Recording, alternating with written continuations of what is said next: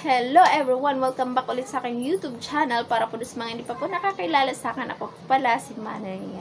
So, bali ang vlog po na ito ay about po sa mga $10 na hindi na po na makita sa Met Wallet. So, may nagtanong po sa akin kung makikita, babalik pa ba yung $10 na sa Met Wallet and kung makakash out pa po ba ito.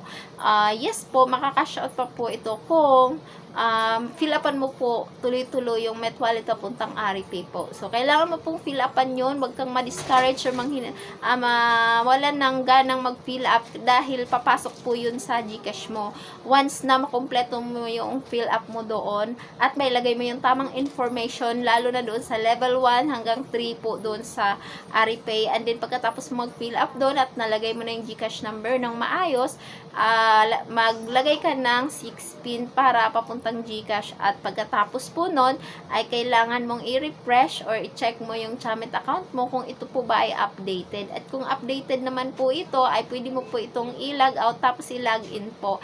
And before mo po i-log out, make sure po na alam mo yung password para ma-log in mo po. Kasi yung iba is kapag hindi nila ma-log in, ako po yung sinisisi nila. So hindi ko po kasalanan kung hindi nyo po ma-log in dahil kayo po ang nakakaalam kung ano po yung password nyo dyan sa inyong account, Chamet account.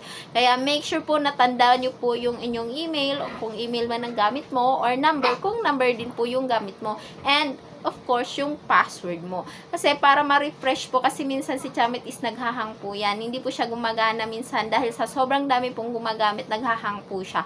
Kaya yun po yung sinasuggest ko, yung i-log out, tapos log in po, and then mag-wait na lang po tayo na pumasok yung pera doon sa GCash po.